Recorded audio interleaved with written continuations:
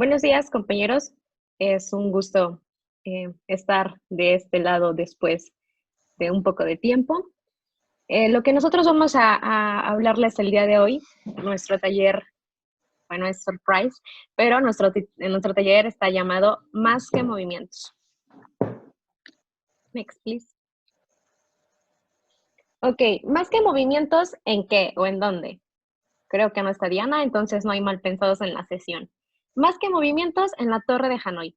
Pero, ¿qué es lo que vamos a hacer? ¿O cuál es el objetivo o el propósito de esto? Vamos a analizar y profundizar un poquito más allá de cada uno de los movimientos que nosotros hacemos en la Torre de Hanoi.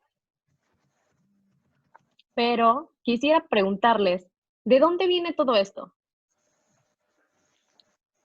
¿Quién conoce acerca de la Torre de Hanoi?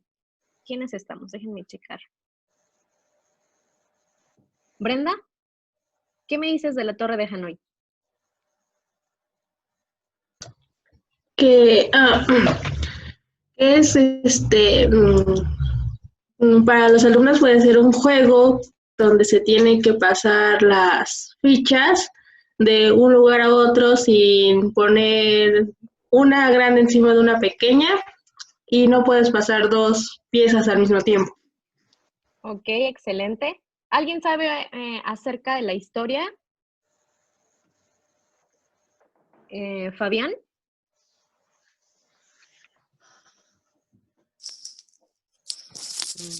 La verdad, no conozco. He escuchado el juego, la Torre de Hanoi, que no se tiene que poner una ficha grande encima de la otra, pero de ahí en fuera no, la verdad.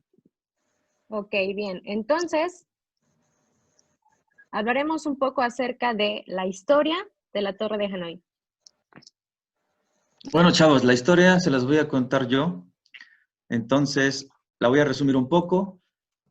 Hace muchos años, cerca de la capital de Vietnam, en Hanoi, existe un templo en el cual hace mucho tiempo unos monjes rezaban a sus dioses para que les abriera los ojos y les enseñara en qué tiempo se iba a terminar el mundo. Entonces los dioses les dieron 3 torres y 64 discos y les ordenó que pasaran esos 64 discos apilados del más pequeño hacia abajo hasta el más grande, los tendrían que pasar a una torre, hasta una torre más. Entonces les dijo que cuando terminaran de pasar esos 64 discos al otro lado o a la última torre, el mundo se iba a terminar. Entonces, los monjes se preocuparon porque dicen que 64 discos no eran tantos. Entonces, que 64 discos posiblemente los iban a pasar en poco tiempo y el mundo se iba a terminar. Entonces, eso es lo que les afligía. Pero realmente no. Entonces, en este taller vamos a ver un poco sobre en qué tiempo los monjes terminarán de pasar esos 64 discos.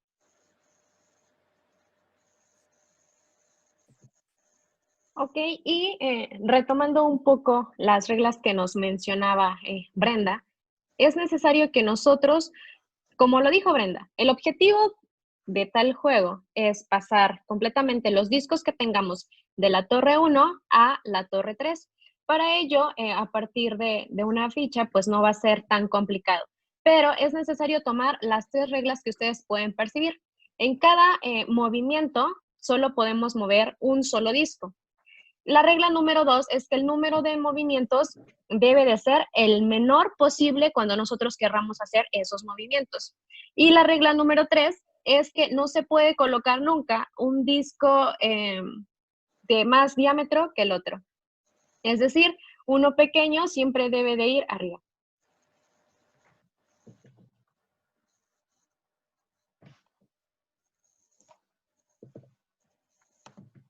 Ok, para esto vamos a jugar ahora un poco. Les vamos a compartir en el chat un link donde vamos a ver un poquito en qué consiste todo esto que acabamos de decir. Les estoy compartiendo el link en el chat de Zoom, por favor, para que los que estén en la computadora puedan entrar a este link. Ya está, ya se los compartí. Yo también voy a entrar.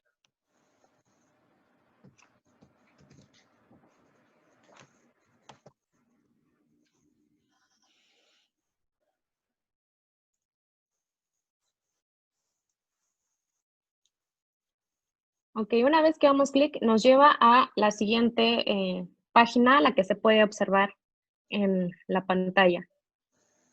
El detalle aquí, bueno, lo que vamos a explicar va a ser a partir de la primera pieza, del primer disco, pero aquí la página solo nos muestra a partir de 3, entonces voy a tratar de explicarles con unas para que se entienda un poquito y podamos pasar a lo demás. Ya todos están en esa parte, en la página, chicos, para que podamos comprendernos un poco. ¿Sí? Ok, tomaré eso como un sí. Ok, como mencionábamos al principio, para que nosotros podamos mover la ficha 1, vamos a omitir un poco la ficha color rosa y el disco color morado. Nosotros tenemos que trasladarla de la torre 1 a la torre 3. Entonces, ¿qué es lo que vamos a hacer? Pues vamos a moverla. ¿Cómo van a manipular los discos que tienen? Solamente se van a posicionar sobre el disco y lo van a arrastrar con su mouse o con el touchpad que tiene pues su laptop, ¿no? Entonces lo van a trasladar a la torre donde lo quieran pasar y de esa manera automáticamente, pues cuando le den clic, se va a posicionar ahí. Entonces, ¿qué es lo que vamos a hacer nosotros? Vamos a presionar sobre nuestro disco y lo vamos a trasladar a la torre 3 porque ese es el objetivo, de mover de una torre a la torre 3. Entonces, vamos a ver, ¿cuántos movimientos tuve que hacer para trasladar una pieza, Judith? 1. Ok, muy bien. Muy inteligente el día de hoy. Ahora, si yo tengo dos piezas, entiéndase dos piezas como el disco color meloncito y el disco color rosa. ¿Ok? Ahora, ¿quién más está? Andrea González. ¿Cuántos discos tengo que mover para pasar ahora el disco color rosa a la torre 3?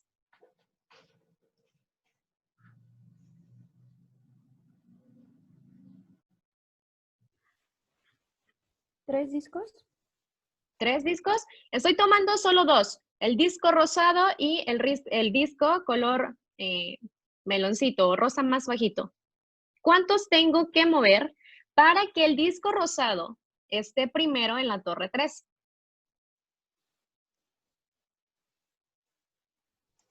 Son 7. ¿7? Con dos piezas. Juntas. Con dos Así piezas. es. Olvida el morado.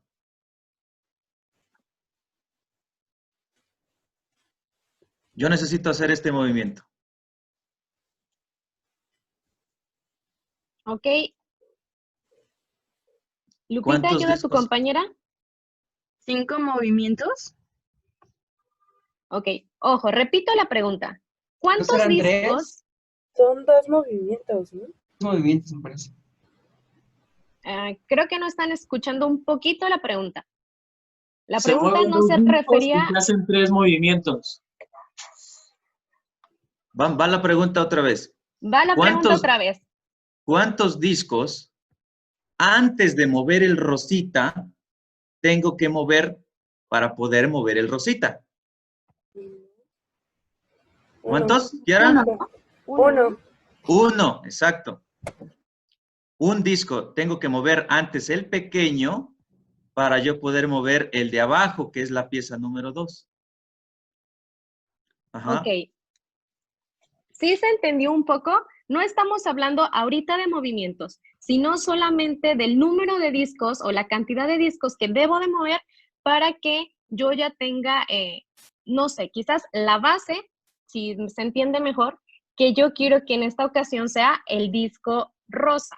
Bien, ahora, una vez que yo ya sé que tengo que mover el disco color meloncito para que de esa manera yo ya pueda trasladar completamente mi torre. ¿Por qué? Porque saben que como estoy tomando en cuenta solamente esos dos discos, el disco rosa y el disco color meloncito, entonces forzosamente tengo que quitar el de arriba para que yo pueda moverlo, ¿cierto? Entonces, hacemos eso. Vamos a quitar el disco color melón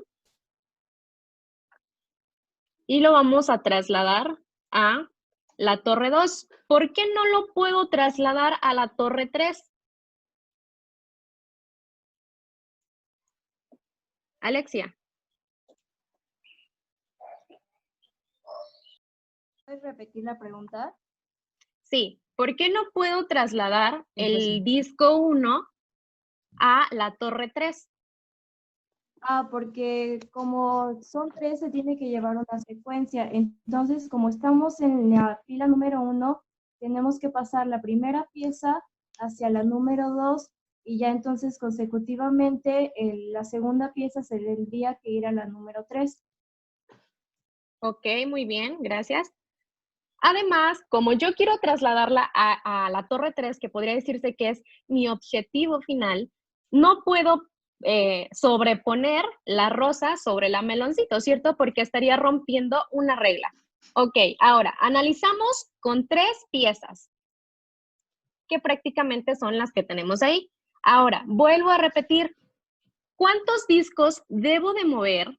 ¿Cuántos discos debo de mover para que pueda trasladar las 3 piezas a la torre 3? ¿Berenice? Ok, ¿quién me respondió? ¿Es correcto? Yo. ¿Quién fue yo? Kiara. Kiara, ok. Perdóname, es que estoy en el teléfono, entonces le tengo que hacer el zoom. Ok, tengo que mover 2 piezas. Entonces, si nosotros llamamos a n al número de piezas, ¿cuánto tengo que mover en relación a n para que pueda ir trasladando mis discos? Uciel.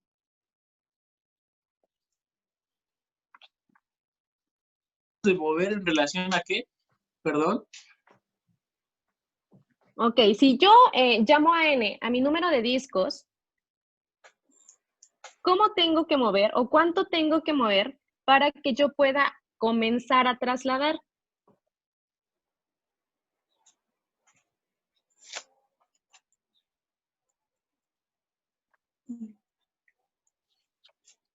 ¿Puedo 12N. participar? Sí, no sé quién sea, Me pero parece que sería n-1, ¿no?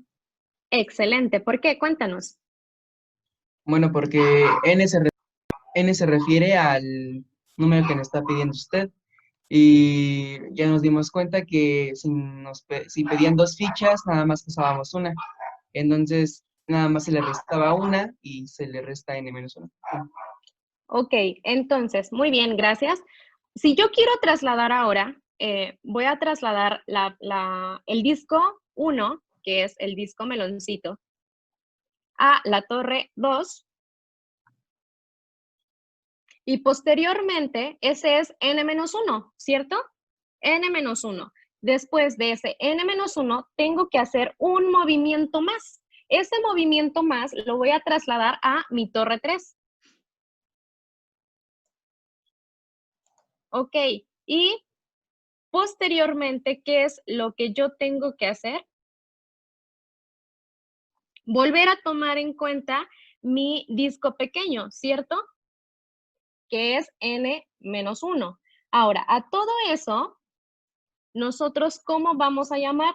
¿Alguien sabe cómo se llama cuando tengo que volver a tomar el procedimiento previo? Se llama recursividad. Excelente. ¿Quién fue, Sol? Sí. Ok, muy bien. Entonces, ¿qué es la recursividad? Una vez que ya lo vimos, al momento en que nosotros lo estamos manipulando. Pues puedo decir que es recursividad. Adelante. Sí, la recursividad es un proceso que requiere que la salida de una serie de operaciones se tome como entrada para la siguiente iteración.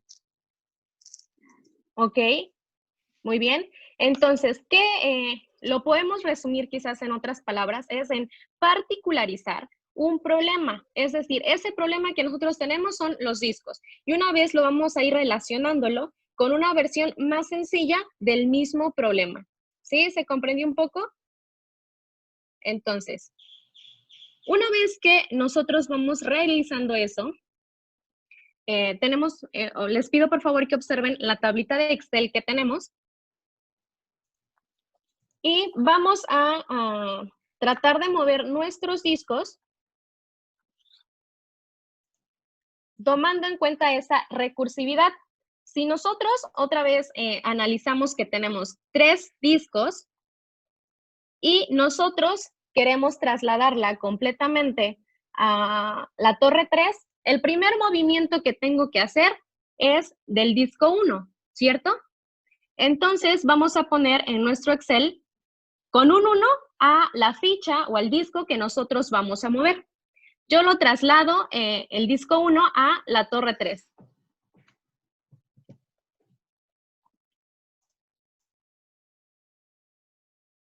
Listo. Ahora, el siguiente movimiento que yo tengo que hacer es trasladar el disco 2, que es rosa, a la torre 2. Entonces, voy a marcar en el Excel que tengo con un 1 que la siguiente ficha a mover va a ser el disco 2.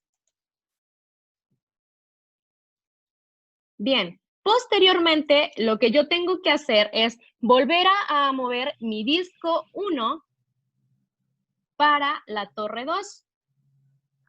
¿Y eso cómo lo voy a marcar en el Excel? Como moví el disco 1, voy a marcar un 1, pero como ahora está sobrepuesta sobre el disco 2, voy a marcar ese disco 2 también con un 1. Posteriormente, lo que tengo que hacer es mover el disco 3, que es el disco morado, a la torre 3. Y lo voy a marcar con un 1. Posteriormente, lo que tengo que hacer es volver a mover la ficha, el disco 1 a la torre 1. Y lo marco en mi Excel. Ahora, para que yo siga moviendo la ficha, voy a trasladar el disco rosa sobre mi disco morado.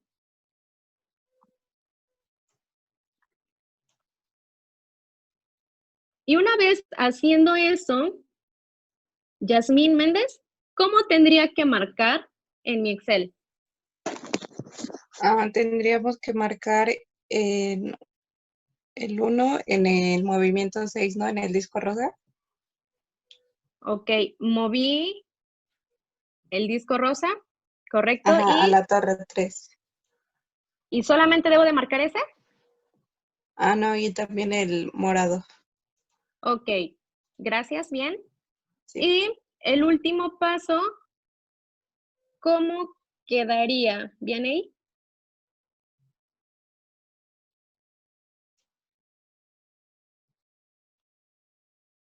¿Estás ahí? ¿Bien ahí? Ya, perdón. Okay. Sería el disco 1, pues tendría que marcar el 1, el 2 y el 3, ¿no? Excelente, en el Excel, ¿cierto? Sí. Ok, muy bien. Entonces, ustedes estarán preguntando, ¿para qué me sirve tener todos esos unos ahí? ¿A qué les suena?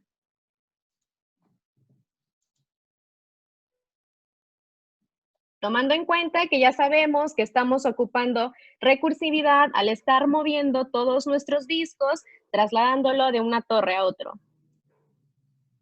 ¿A qué les suena esa tablita que nosotros tenemos en Excel? ¿Podría ser una tabla de frecuencias?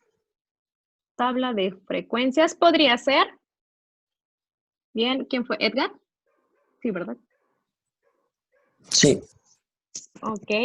¿A qué más? ¿A qué más nos suena? ¿Sol? Parece una matriz 3 por 7. Ok. ¿Quién más? Gracias, Sol. ¿Andros?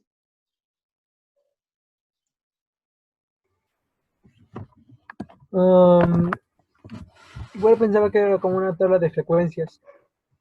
Ok. Bien. A una sucesión. Alguien mencionó por ahí abajo, no vi quién fue. ¿Una sucesión? Bueno, otra posible respuesta era una sucesión. Ok, pues ahí va la surprise. Bien, chavos. Entonces, dentro de la lógica matemática existen los cambios de base. En este caso estamos hablando de una base decimal a una base 2, o sea, a números binarios. Entonces, ¿qué pasa si yo me voy a la tabla y relleno los espacios que no utilicé con ceros?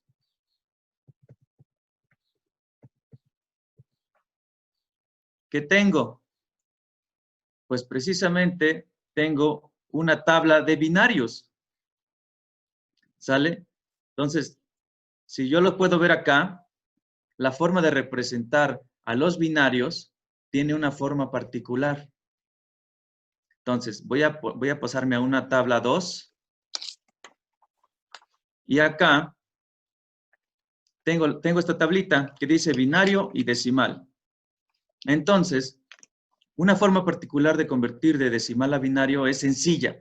Muchas veces estando dando en clases me han preguntado, oye, enséñale a este alumno a convertir binario a decimal y decimal binario, porque no tengo práctica en esto. Pero es muy sencillo como una matriz de adyacencia, como mencionaban, Sol. Entonces, para convertir de decimal a binario, lo único que tengo que colocar es esta estructura. Ajá, son 1, 2, 4, 8 y 16. Solamente vamos a trabajar con 5 bits. Entonces, para yo convertir el 1 decimal a 1 binario, lo que tengo que hacer es marcar como un 1 en la posición donde está el 1. Lo marco y lo demás lo convierto en ceros. Ya tengo un 1 binario. Este es un 1 binario. Ahora, para hacer el 2, ¿cómo lo marco? Pues veo que aquí está el 2, entonces lo marco acá. Y lo demás son ceros. ¿Alguien que me diga cómo se hace el 3? ¿Sol? A 2 le sumo 1, entonces tomaría el 1, 0 binario y le sumaría el 1 binario y me quedaría 1, 1. Y los demás 0. Ok, excelente. Entonces, como aquí arriba tengo el 1 y el 2, sumados me da 3, entonces quiere decir que tengo que marcar esos 2 para que tenga yo un 3 binario. Y así sucesivamente. Después el 4, ¿dónde está? Lo ubico, como 4 ya está, entonces lo demás lo marco en 0. El 5, alguien que me diga cómo se hace el 5. Edgar. Tendríamos que marcar el 4 y tendríamos que marcar el 1. Excelente. Entonces, marco el 4 y el 1, porque sumados me da 5, y lo demás lo paso a ceros. Y así, ya después rápidamente marcamos el 1 en el 4 y en el 2 porque da un 6.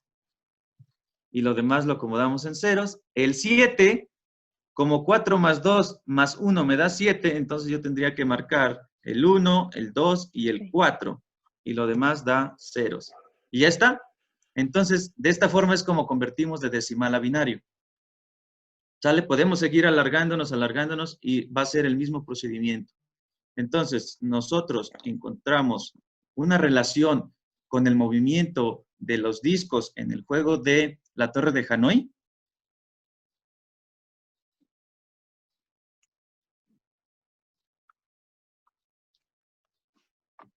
¿Sí? Encontramos una relación en base 2. Entonces, vean lo que podemos hacer incluso con la torre de Hanoi. ¿Quién iba a pensar que los números binarios nos dirían los movimientos que hay que hacer en la torre? Entonces, vamos a ver un poco sobre los movimientos. Por ejemplo, si yo quiero ver la tabla me podrá decir qué movimientos tengo que hacer. Sí, vamos a ver qué significa la tabla. Ok, vamos a la posición número 1 y dice que el disco que tengo que mover es el que está marcado. Entonces, lo muevo. Luego me dice, está marcado el número 2, lo muevo. Luego dice, está marcado el 1 y el 2, quiere decir que tengo que encimarlos, pero no puedo mover este hacia acá porque lo rompería una regla. Entonces, lo encimo. Después, el paso número, el que sigue sería el 4. Dice, mueve el disco 3. Después, encima el 1 y el 3. Perdón, hay que mover el disco 1 hacia la torre 3. Hacia la torre 1, perdón. Después, el paso 6 es encimar el 2 y el 3. Y al final, el 7 es encimar todos. Ahí está. Lo logramos. ¿Pero por qué 7? Porque 7 es el número mínimo de movimientos que podemos hacer con 3 piezas. ¿Chale? Entonces, chavos, creo que lo dejamos hasta acá. No nos va a dar tiempo a continuar. Ok, pero antes de que nos vayamos en estos minutos que nosotros tenemos pendiente, vayan agregándole una torre más a la torre, para la redundancia, que tienen en la página, ¿sí? Tendrán, no sé, quizás 2 minutos, traten de ir agregando y de hacer los movimientos necesarios. Ahí lo que nos ayuda la página es que en una parte nos está mostrando el número de discos, que son los que nosotros seleccionamos. Vamos a dar clic en la flechita que está ahí, vamos a seleccionar.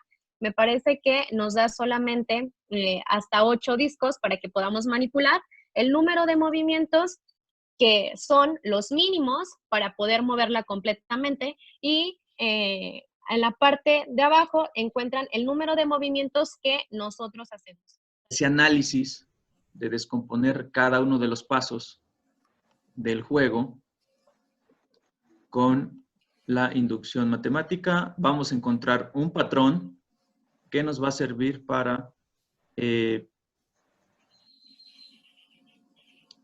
poder determinar la fórmula que nos va a llevar a calcular la cantidad de movimientos mínimos que se necesitan para mover los 64 discos que los monjes quisieron mover o que deben mover.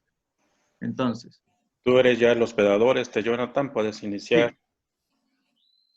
sí, profe.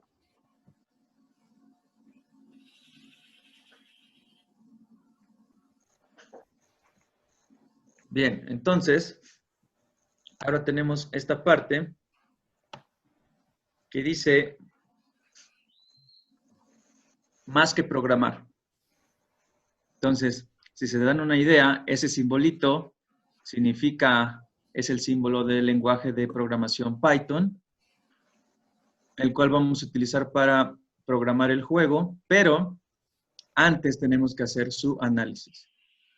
Entonces, vamos a analizar una vez más. Quiero que vayamos al enlace. Voy a dirigirme al enlace yo del juego y me voy a ir a el caso de 3 piezas, porque es el mínimo aquí en el juego. Pero vamos a ir analizando desde abajo, desde el caso base. Ajá. Entonces, en inducción matemática tenemos que hacer primero hipótesis. Entonces, muchas veces los maestros dicen, supongamos, pero ese supongamos es una hipótesis. Entonces, vamos a suponer, el primer caso es el caso en el cual solamente tenemos una pieza, una sola pieza. ¿Sí? Déjenme alargar un poco más esta parte para que los pueda ver a la mayoría. Ahí. Voy a dividir mi pantalla para que los pueda ver. porque si no nada más veo a 2 o 3. Bien, entonces, vamos a analizar el juego tomando el caso base, que es con una pieza. Entonces, quiero preguntarle a Uciel, si yo tengo solo una pieza, ¿cuántos movimientos tengo que hacer para mover la pieza 1, que es la chiquita, a la torre 3? 1. Un movimiento. ¿Ya vieron cómo sí se la sabe de todas? Excelente. Entonces, lo muevo y listo. Entonces, hacemos esa anotación. Primer caso, una pieza, un movimiento. Bien, ahora vamos a hacerlo con la pieza número 2 o con 2 piezas. Entonces, en este caso, n valdría 2. Como debo de mover n-1 discos antes de mover el disco n, si yo tengo 2 piezas, ¿cuántos movimientos tengo que hacer, Judith?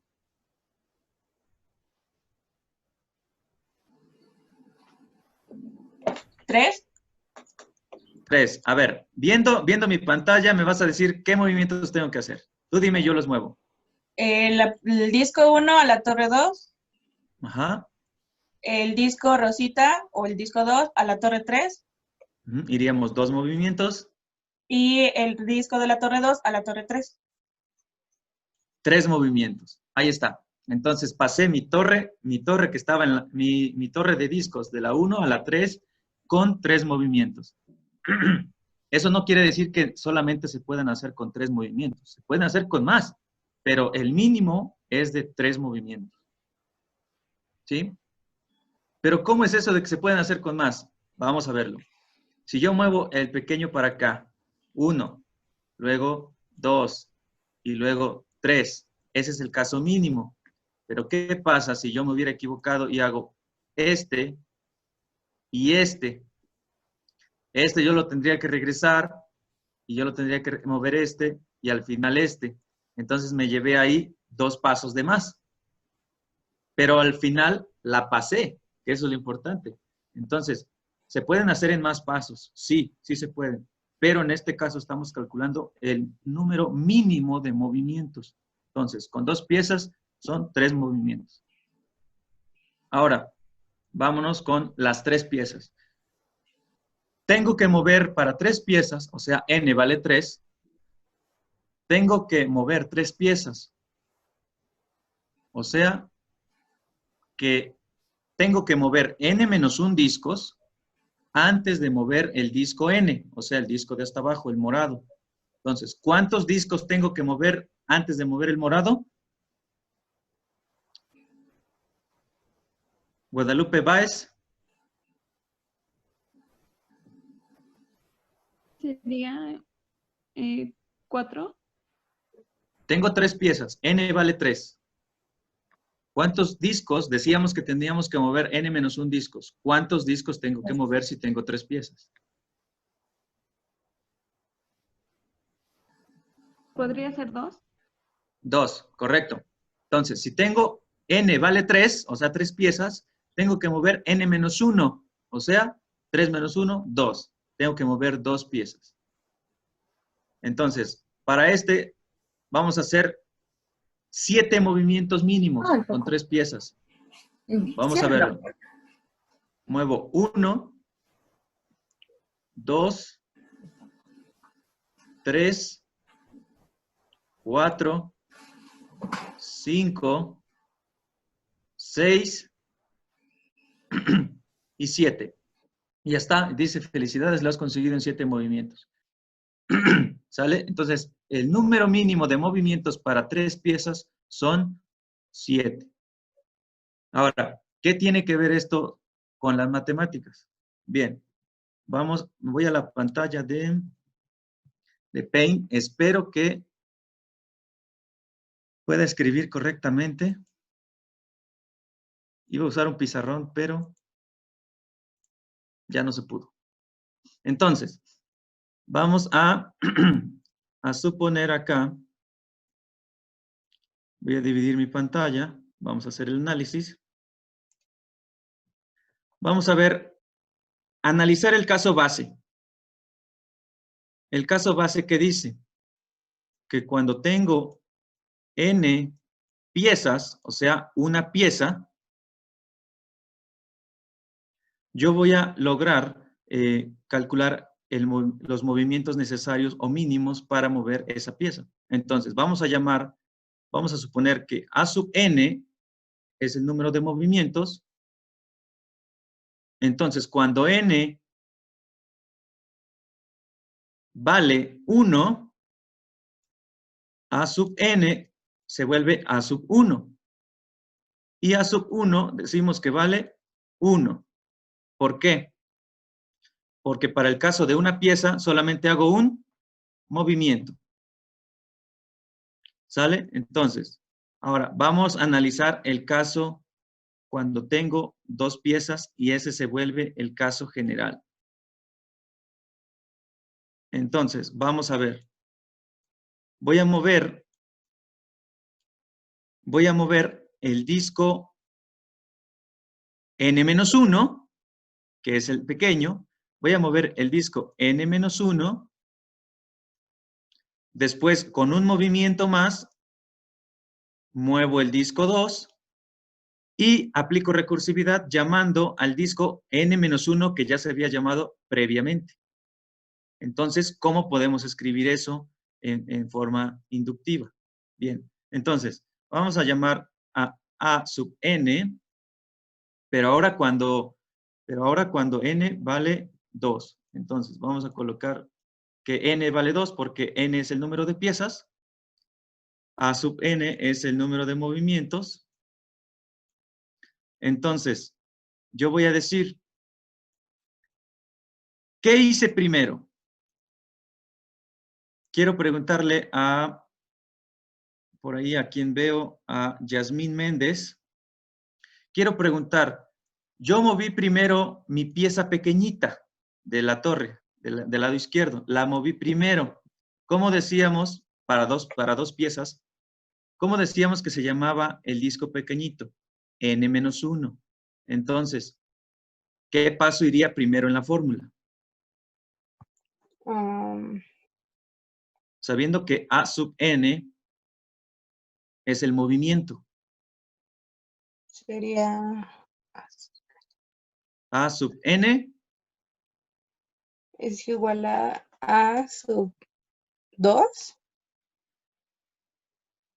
Dos piezas, estamos hablando de dos piezas. Ajá. Entonces, A sub n significa el movimiento, pero ¿qué movimiento estamos haciendo? El n es el n-1.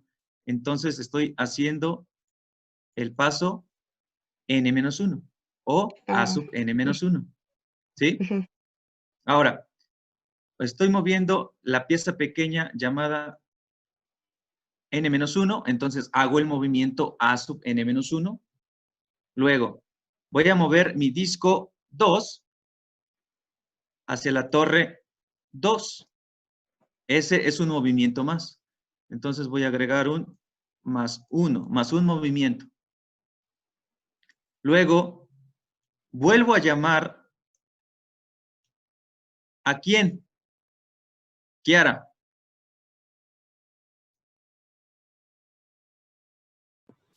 A sub 2. Vuelvo a llamar ¿a quién? Al pequeñito. ¿Cómo se llamaba el pequeñito? A n-1. Ajá, se llamaba n-1. Entonces, el movimiento será A sub n-1. ¿Sí? Gracias. Entonces, lo anoto acá. A sub n-1. Y ya está. Esta fórmula nos está indicando que para mover el disco de hasta abajo o mover la torre de un lado a otro, se necesita A sub n movimientos, los cuales son llamar al A sub n-1 más un movimiento de pasar el disco 2 más llamar al A sub n-1 que es el pequeño. ¿Sí? Entonces, vamos a ver si cumple para 3 piezas. Vamos ahora a ver con n igual a 3. Voy a sustituir el 3 en mi fórmula. Este es el patrón que nos va a decir cuántos movimientos voy a obtener. Entonces, definimos que A sub 1 vale 1 y A sub 2, ¿cuánto valdría entonces?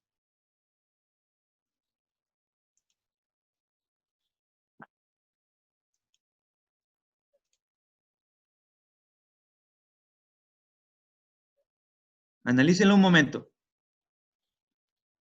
Y sustituyan. Si n vale 2, ¿cuánto valdría A sub 2? 30 segundos. ¿Cuánto? 3. 3, correcto. ¿Por qué? Porque A sub n menos 1 sería 2 menos 1, 1. Pero entonces ahí tendríamos que A sub n menos 1 se convierte en A sub 1. Y si vemos arriba, A sub 1 vale 1. Entonces tendríamos 1 más 1 más 1. Eso nos da 3. Entonces tenemos que A sub 2 o el A sub n igual a 2 son 3 movimientos. Ahora, vámonos con 3 piezas. Escribo A sub 3. ¿Cuánto valdría con 3 piezas A sub 3?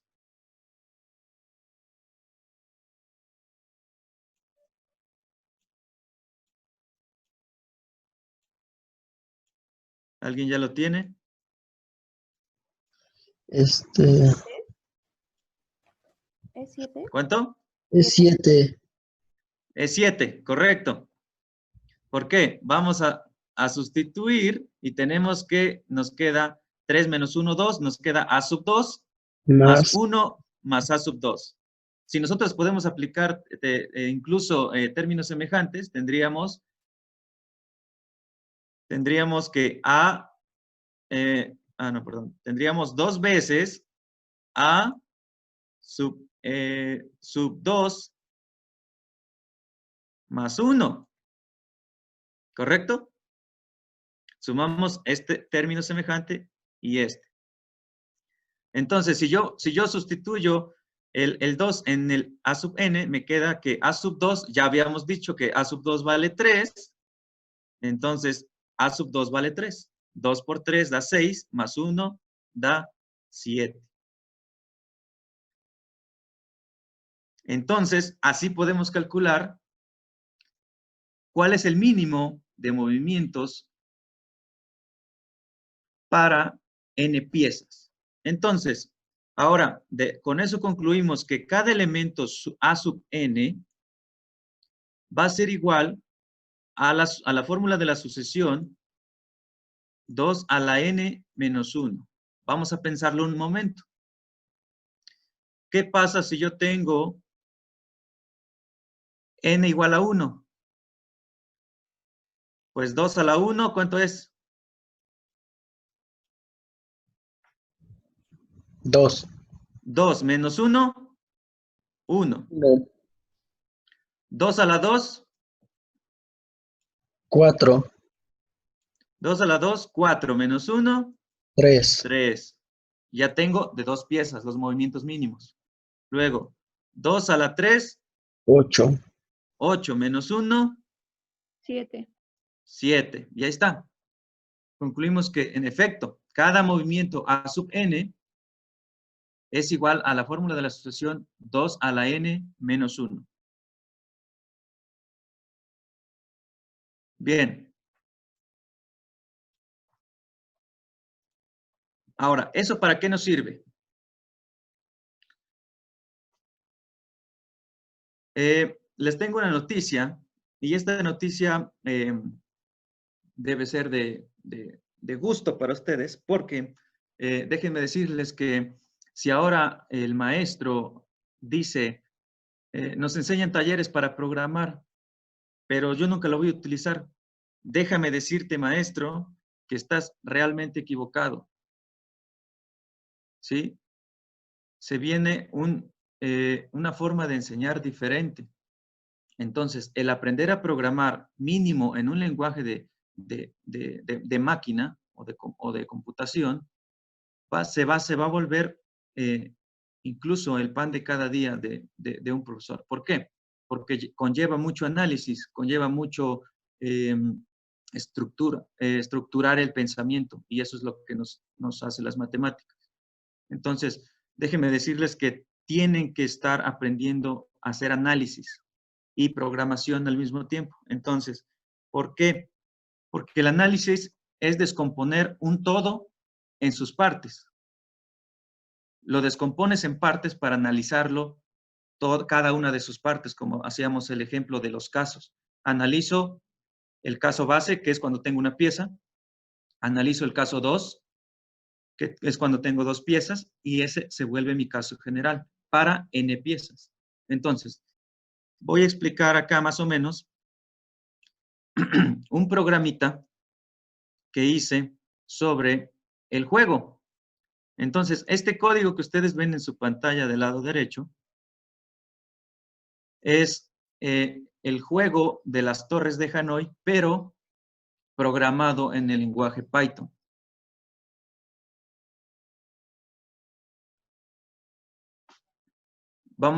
Les voy a explicar un poco sobre el código.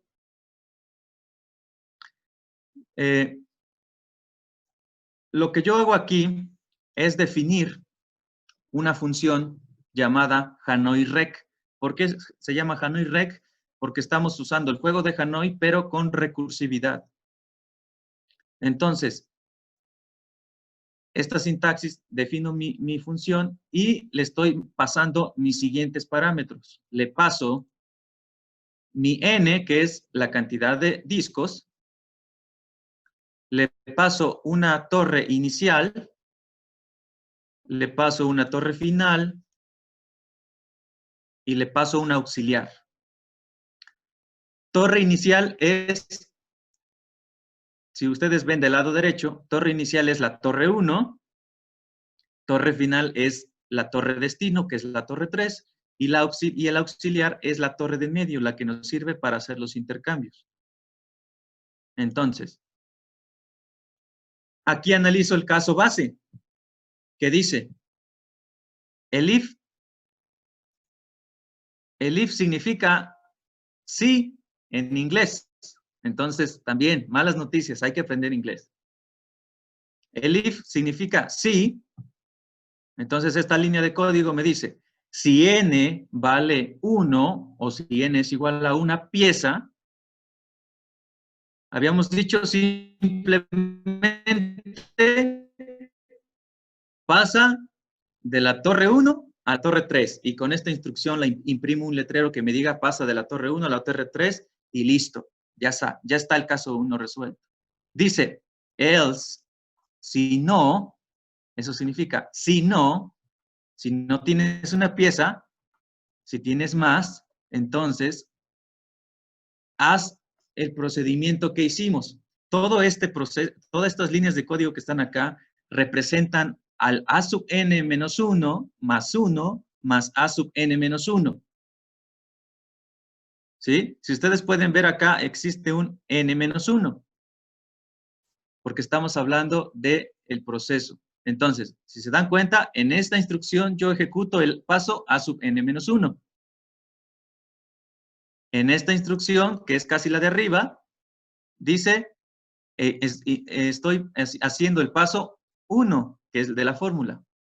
Y luego vuelvo a ejecutar el paso n menos 1. Y ya está. Y con eso calculábamos el movimientos mínimos.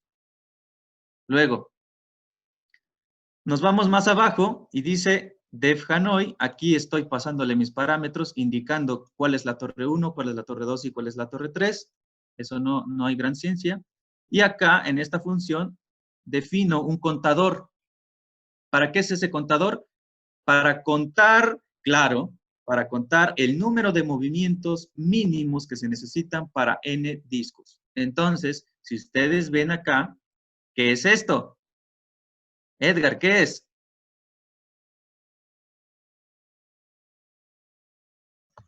Esto, bueno, ya sería como la sustitución de los valores de las piezas. Así es la fórmula de la asociación que habíamos encontrado, es 2 a la n menos 1, para encontrar la cantidad de movimientos mínimos. Entonces, aquí ya está, Ya está mi fórmula. Entonces el contador hace la sustitución, precisamente lo que dice Edgar, hace la sustitución de valores y calcula. Y ya después defino mi programa principal que está acá. Aquí, para que se vea bonito, dice imprime mi título, que se llame Torres de Hanoi. Acá a X, aquí en X guarda este input, significa que es una entrada de usuario o entrada de teclado. Dice, escribe un número de discos. Ahí el programa o la computadora le está diciendo al usuario que teclee la cantidad de discos que quiere calcular los movimientos. Manda a llamar a Hanoi, le asigna las torres y manda a llamar el contador. Y al final nos imprime la cantidad de movimientos necesarios. ¿Sale? ¿Y eso cómo lo hace? Siguiendo este procedimiento.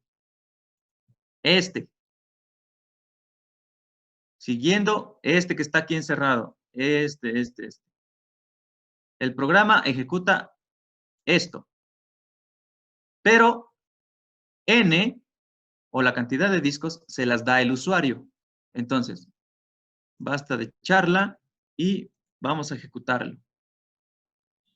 Entonces, esperemos que cargue un poco. Tengo aquí muchas cosas abiertas, entonces está tardando un poco. Bien, le voy a dar en correr programa. Y me va a llamar a mi menú principal. Entonces, voy a hacer un poco más arriba esto. Si lo ven ahí, me dice Torres de Hanoi, que es mi título. Me dice, escribe un número de discos. Ahí la computadora me está pidiendo a mi usuario que yo los escriba. Entonces, vamos a empezar con el caso base. Maestra Janet, ¿cuál es el caso base? 1. Ok, vamos a escribir con un disco. Vamos, coloco un 1 y le doy Enter. Ahí está. Entonces, lo que está haciendo acá es prácticamente darnos el procedimiento basado en la inducción para lograr mover del disco o de la torre principal a la torre 3. Entonces, suponiendo que tenemos una pieza, vamos a ver el juego. Suponiendo que tenemos una pieza, ese es el caso base, la muevo a la torre 3, punto. Y ya está. ¿Por qué? Porque el programa ya nos dijo mover disco 1 de la torre 1 a la torre 3. Ya está. Entonces, voy a volver a correr mi programa. Ahora voy a hacer la prueba con dos discos. Y ya está. Reinicio mi juego y me dice el programa 3 movimientos, que ya los habíamos calculado. Dice, mueve el disco 1 de la torre 1 a la torre 2. Mueve el disco 2 de la torre 1 a la torre 3. Y después dice, mueve disco 1 de la torre 2 a la torre 3. Listo, ya está, ya lo resolví. Voy a volver a correr mi programa. Pero ahora lo voy a ejecutar con 3 discos. ¿Cuántos movimientos mínimos tenemos que hacer para 3 discos? 7. 7, correcto. Entonces, pongo el 3, ejecuto mi programa y me muestra 7 movimientos. Acá está mi contador, me dice 7. Entonces, vamos a seguir el procedimiento que nos indica el programa. Dice, mover disco 1 de la 1 a la 3. Mueve disco 2 de la 1 a la 2. Mueve disco 1 de la 3 a la 2. Mueve disco 3 de la 1 a la 3. Mueve disco 1 de la 2 a la 3, a la 1.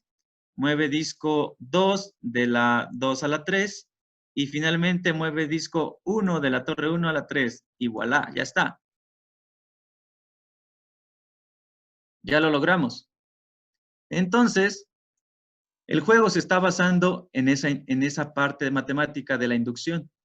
Seguimos los pasos para programar en Python y el programa nos vaya diciendo. Entonces, yo puedo meter en mi programa que trabaje con 64 discos.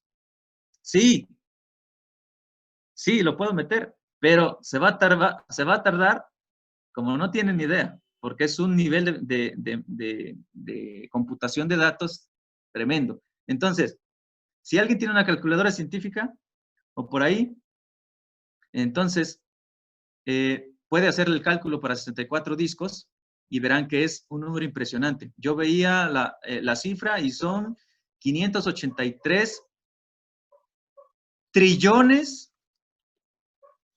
de movimientos. Entonces, decía la teoría que si yo lo paso a un segundo cada movimiento, me tendría que llevar mínimo unos, ¿cuántos eran? No me acuerdo si son 500, son 5.000 años, 50.000 años, me parece, aproximadamente una conversión. Entonces, si nosotros calculamos la vida de la Tierra hasta este momento, pues son muy poquitos años, entonces el fin del mundo todavía está muy lejos. No nos podemos preocupar todavía. El fin del mundo no tiene prisa. Y prácticamente, para cerrar este taller, lo que nosotros quisimos mostrarles es cómo influye la conversión binaria para encontrar el número de movimientos y el programa que a partir, no sé, quizás para algunos querer mover a partir de 5 discos va a ser bastante complicado, entonces el programa prácticamente te va dando el procedimiento de lo que tienes que ir haciendo y mover cada disco a qué torre. Entonces, de esa manera nosotros ya, aparte de que tenemos un pensamiento inductivo, pues nos está ayudando a ver de otra manera el movimiento en cada una de las torres que tenemos. Bien, no sé qué tiempo nos quede. Me parece que... Ya no, hay tiempo. Son 5 minutos.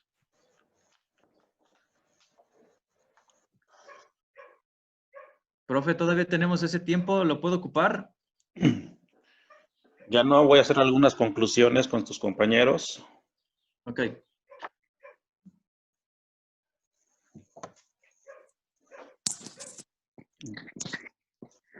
Bien, voy a compartir la idea de Janet y de Jonathan. Vincular la matemática con el juego y la programación, creo que es por ahí el camino del paradigma educativo nuevo. Lo que dice Jonathan es cierto. Hoy están los sistemas educativos del mundo girando a vincular la ciencia, la tecnología y la matemática. Hay una transversalidad que tenemos que incluir ya en nuestras clases. Para ello le voy a pedir de favor a Judith, ¿qué reflexión le deja este tipo de clases? Bueno, pues creo que nos ayuda, como decía Jonah a lo largo del taller, nos está ayudando a fortalecer nuestro pensamiento lógico-matemático, porque de repente como que no nos damos cuenta que lo estamos realizando mediante diferentes cosas. En este caso fue pues con la Torre de Hanoi, y yo comentaba, por ejemplo, con mi hermano, cuando hablamos de la recursividad y cuando le explicamos la Torre de Hanoi a los niños, es cuando les decimos, la mano tiene que ir formando un triángulo y tiene que ir de forma cíclica. Si te regresas, ya te equivocas en el número de movimientos. Entonces, aquí, o al menos yo ya como que vi de qué manera la recursividad entra cuando ya les explicamos la Torre de Hanoi a los niños. Y bueno, ya como que de forma general, pues nos está ayudando a desarrollar diferentes habilidades y estrategias para solución de problemas. Entonces, nos ayuda, como decía yo, con el análisis y pues en la estructuración de nuestro pensamiento. Muchas gracias, Judy. Le voy a pedir ahora a Vianey qué retos como docente le deja este tipo de trabajo que hizo Jonathan con Janet. Ok, buenos días a todos. Pues a mi parecer, aprender a programar, pues sí es un reto grande, ¿no? Y el tomar como tal la Torre de Hanoi es como enganchar a los alumnos y a partir de esto, pues aplicaron lo que nos dijeron los compañeros, ¿no? Que fue como la base de esto, que es la recursividad.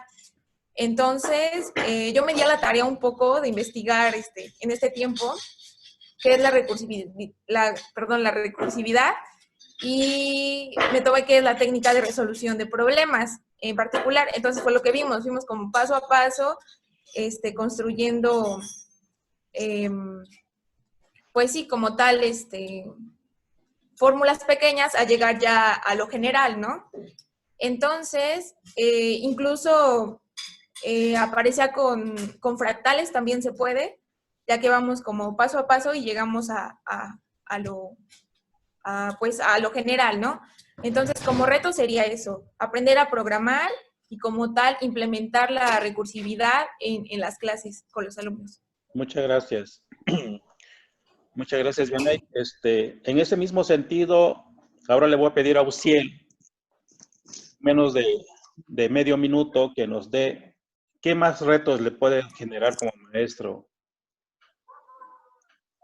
En cuestión de esta parte, profundizar las herramientas o incluso los juegos que nosotros le proporcionemos a los alumnos, porque, por ejemplo, yo lo decía, nosotros le enseñamos a los chicos a manejar la pirámide, que es técnicamente la Torre de Hanoi, solamente que con otra estrategia. Pero no le damos esta parte de qué le está sirviendo, qué está viendo en esa Torre de Hanoi, sino solo nos quedamos en la parte de equilibrio cerebral. Entonces es otra como vinculación que también se le puede dar, volviendo o retomando un poco lo que nos daba el maestro Scherzer, trabajando la matemática, trabajando la parte, en este caso, de equilibrios cerebrales, y más que nada, yéndonos ya a la programación, que es la educación que se viene, o el futuro de la educación que muchos ya vamos a empezar a manejar. Bueno, agradezco la aportación de los tres. Tenía otras dos preguntas para otros dos compañeros, pero ya me está diciendo aquí que tenemos menos de un minuto, entonces solamente alcanzaría que nos diera algo de conclusión, Yaneli. Bueno, la verdad este tema es muy interesante y creo que nosotros como docentes tenemos que utilizar la transversalidad, aprender a programar y más que nada también aprender lo que es inglés, porque estos programas pues vienen en inglés y si nosotros no sabemos dominarlo, igual va a ser complicado para nosotros y no vamos a poder enseñarle a los chicos. Las ideas que a veces como talleristas para hacer talleres no nos llegan las ideas de la noche a la mañana, sino que esto se trata de investigar, se trata de leer, de querer saber más de un tema. Entonces, también tiene lado nuestra experiencia previa, ¿sí? Pero si tú quieres aprender algo realmente, lo vas a aprender, una, practicando, y otra, pues explorando, leyendo, investigando, etc. Ajá. Les voy a mostrar algo que van a decir, pues este loco, ¿de dónde salió? Pero fui a hacer una compra al Oxxo, acá está mi ticket. Fui a hacer una compra al Oxxo y mientras iba de camino al Oxxo, de regreso, mejor dicho, siempre agarré la costumbre, ahora en el trabajo, agarré la costumbre de tener siempre una pluma a la mano y un papel. Entonces muchos dicen, pues este papelito, mi ticket, salgo del Oxxo, lo hago bolita y lo echo al bote de basura. Pero acá están mis apuntes de los binarios. Estos fueron mis primeros apuntes, los cuales ya los plasmé un poco al taller, y un poco de funciones, ecuación de la recta. ¿Y qué tiene que ver la ecuación de la recta acá? Profe, si me permite compartir. Adelante. A ver, ¿ahí ven mi pantalla? ¿Sí la ven? Sí. Sí. Ok. ¿Qué podemos hacer con estos datos que obteníamos de la Torre de Hanói? Por ejemplo, si ustedes ven del lado derecho de su pantalla, tengo una serie de datos, los cuales es la relación entre el número de discos y el número de movimientos mínimos que se tienen que hacer para cada pieza o para cada N discos. Entonces, hacemos recuento que decíamos que para 1 es un movimiento, para 2 piezas son 3 movimientos mínimos, para 3 son 7, para 4, 15, para 5, 31, para 6, 63, etc. Entonces, analizando los puntos,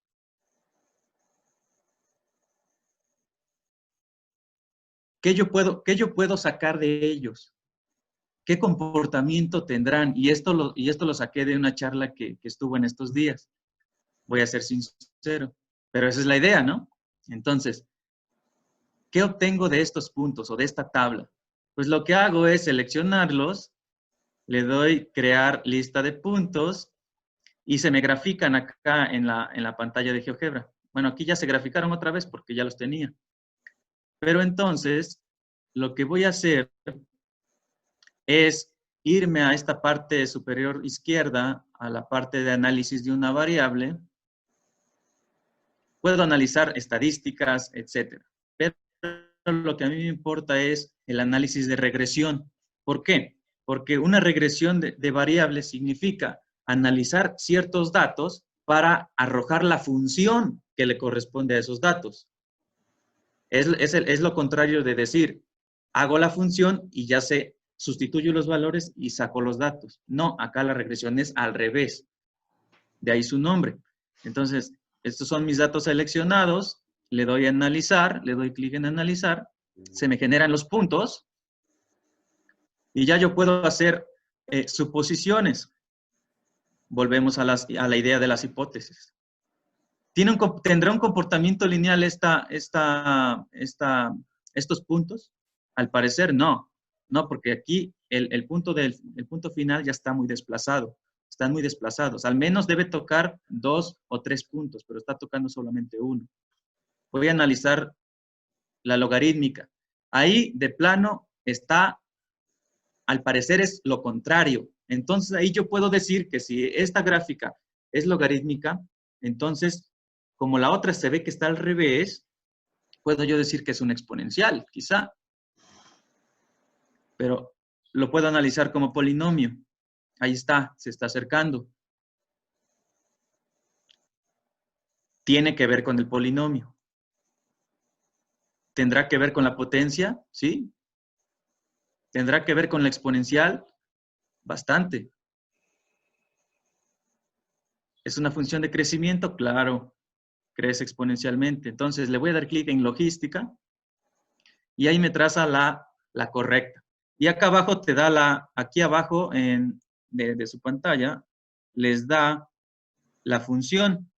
No se aprecia muy bien, pero ahí está. Y precisamente es un exponencial. Y va de la mano del número de Euler, se parece, pero con una constante arriba. Entonces nosotros podemos hacer ahí conclusiones muy importantes sobre el comportamiento de estos datos. ¿Qué sacamos de acá? Pues que va a tener un crecimiento exponencial, o sea, muy, tremendamente muy grande. Entonces, imagínense que para 2 a la 64 menos 1 son 584 trillones de movimientos. Imagínense si quiere mover 100 discos o 1000 discos. Entonces, nosotros lo podemos analizar acá geométricamente o gráficamente hablando. Este podría ser una aplicación, se puede sacar un taller de acá, claro. Eso es algo muy importante que yo quería mostrar. Bien. Otra cosa, otra aplicación donde yo puedo ver esto de la Torre de Hanói. ¿Dónde puedo ver lo de los binarios? Ah, antes, no les expliqué acá. Si yo grafico esta ecuación de la recta, si ustedes ven acá, voy a seleccionar la recta la número 1, su ecuación está de este lado. Es esta. Luego, si yo selecciono la 2, es la E. Y entonces yo me pongo a analizar los coeficientes de la X y de la Y.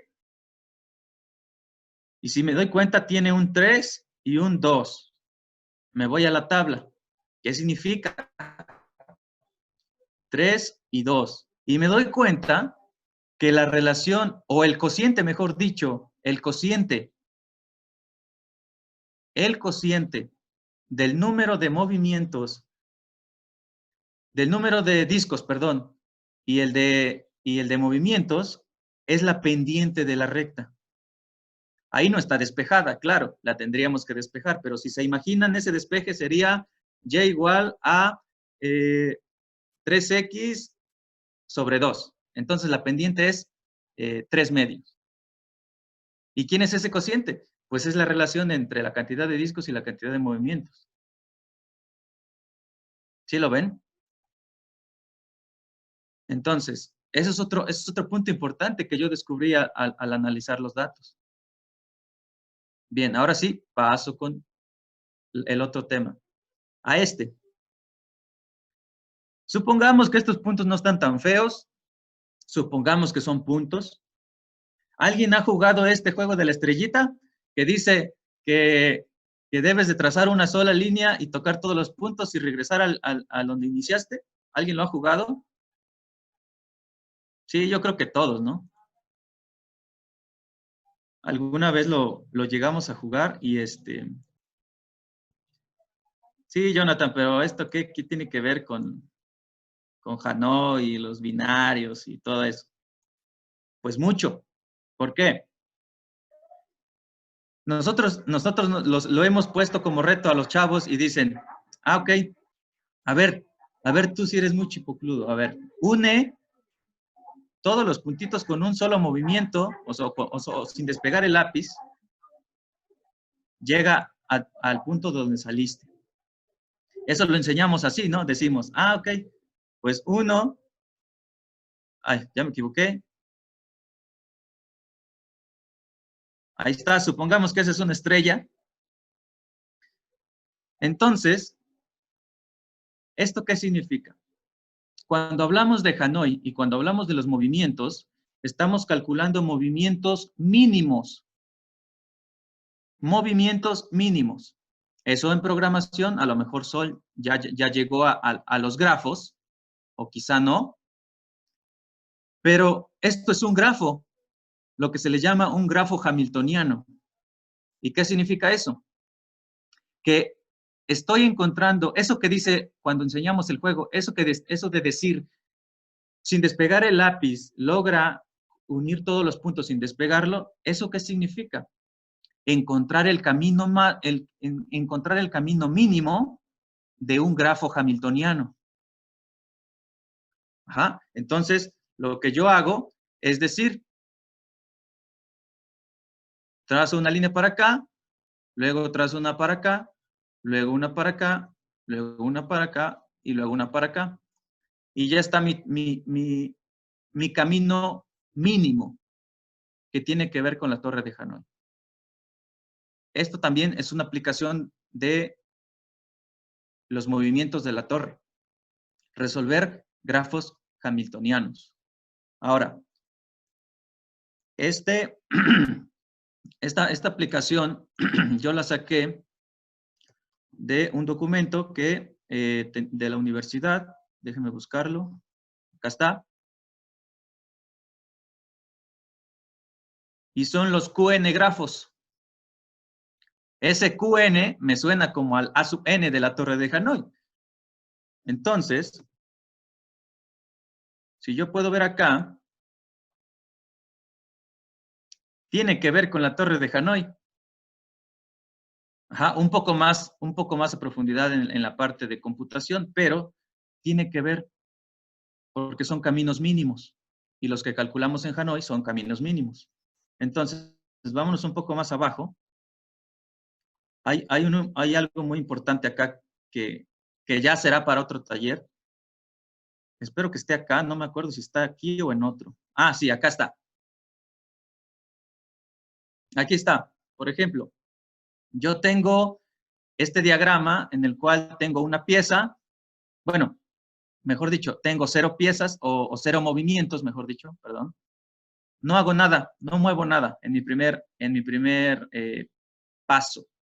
En el segundo, sí, lo que hago es quitar el amarillo y lo paso a la 2 y después muevo el morado a la 3, que sería el paso 3. Y como paso 4, lo paso las 2 elementos hasta la otra torre. Y entonces, ¿eso qué significa? Pues que estoy encontrando el camino mínimo de un grafo hamiltoniano. Si ven del lado derecho, ahí está el grafo.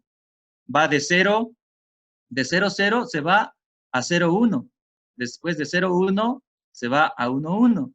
Y de 1, 1, se va a 10. No sé por qué aquí, a ver, 0, 1, 1, 1, 0, 1. Ajá, ahí está. 0, 0, 0, 1, 1, 1 y 10.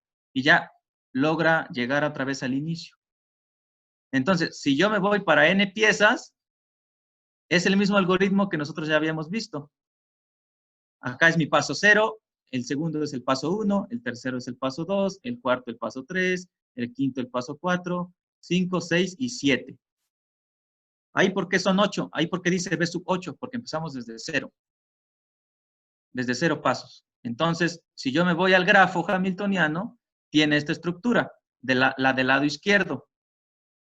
Yo no sé cuál es el camino mínimo de este grafo hamiltoniano, pero con los movimientos de la torre de Hanói yo la puedo concretar. Entonces, empezamos desde el 0, 0, luego ¿qué era? Era 0, 0, 1, luego 0, 11, entonces ya lo puedo ver acá. Si lo ven acá es 0, 0, 0, luego se va hacia abajo, 0, 0, 1, luego se va a 0, ¿dónde está? 0, 0, 1, 1, luego 0, 10, luego 0, no, perdón, 11, 11, 0, los 3 unos, el 101, el 100 y vuelve a regresar. Entonces, si lo ven ahí remarcado con verde, ahí, ese es el camino mínimo de un grafo hamiltoniano, con esa estructura.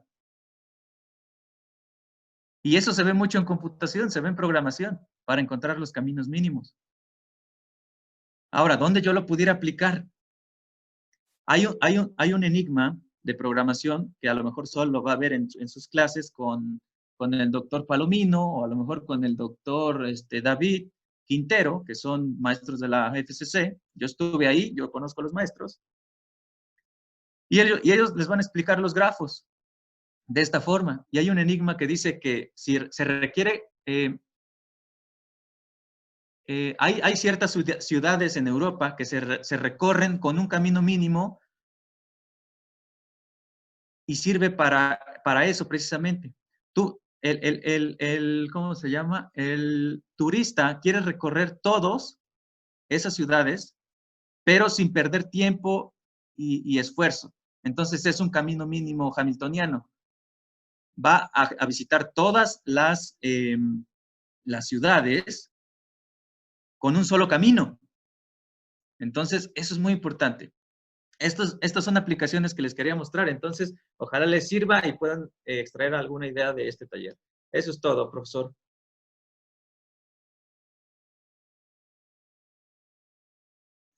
Muy interesante, Jonathan. La idea que nos muestras me da elementos para comentarle a tus compañeros que siempre les he dicho eso en el aula. Cuando utilicen el juego, que no nada más sea un juego y que quede ahí, sino que sea la conducción para llegar a matematizarlo y profundizarlo con otras ideas posteriores. Finalmente, ya no tenemos mucho tiempo, le voy a pedir a Sol que me haga una conclusión general de todo el taller. Gracias. Sí, bueno, ahorita estaba bien interesado con lo que estaba diciendo Jonathan, porque efectivamente, desde una situación que parece un juego, porque al final de cuentas el ejercicio de la Torre de Hanói es un juego matemático muy bonito que requiere una carga cognitiva alta. Es decir, el cerebro trabaja muchísimo. Si con 3 discos o 3 niveles de la pirámide se realizan 8 movimientos, esto va aumentando, como bien decía Jonathan, de forma exponencial. Y si ustedes ven el número de procesos matemáticos que se realizan, si se hicieran los cálculos, son demasiados. Pero el cerebro lo hace de forma, cuando ya lleva buena práctica, lo hace de una forma muy rápida. Quiere decir que nuestro cerebro es una máquina de cálculo muy poderosa que debe ser ejercitada para poder ser aplicada en los momentos necesarios. Ahora, regresaba a lo que decía, desde una situación de juego se pueden encontrar soluciones para la vida real que tienen una aplicación realmente comercial, como esto de la teoría de los grafos y redes que mencionaba Jonathan. Por ejemplo, empresas como Amazon, Estafeta, DHL, UPS, se basan de esta clase de algoritmos para eficientar sus rutas.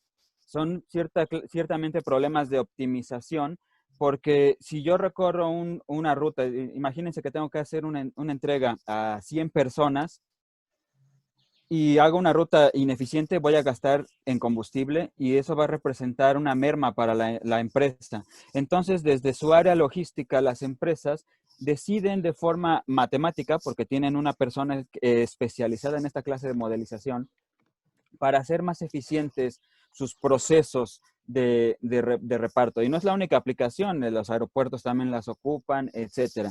Entonces, aquí viene la conexión de la matemática con la vida real. Y al final de cuentas, ese es el motor que va a guiar nuestra práctica para que el alumno realmente vea que lo que está aprendiendo es útil.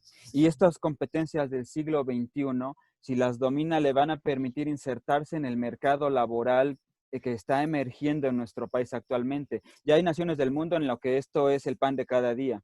Nosotros estamos entrando y no vamos a poder entrar de lleno si desde la trinchera educativa no se fomenta esta clase de conocimiento, esta clase de prácticas. Entonces, nuestro deber como docentes del siglo XXI es lograr que nuestros alumnos sean ciudadanos que puedan incorporarse a la vida laboral en el contexto socioeconómico de su país. Sería mi conclusión, profesor. Muchas gracias, Sol. Reitero el agradecimiento a Jonathan y a Janet por el taller. Estuvo sumamente interesante. Y solamente les comunico que sería bueno que revisaran ustedes los objetivos que tiene la Agenda 2030. Por ahí va el rumbo de los sistemas educativos del mundo. En la Agenda 2030, en donde se reunieron hace 5 años varios líderes del mundo, y que van a revisar dentro de 10 años cómo va el camino de los sistemas educativos nacionales. Nos vemos en la siguiente sesión, señores. Buenos días. Hasta luego. Gracias. Hasta luego. Gracias a todos.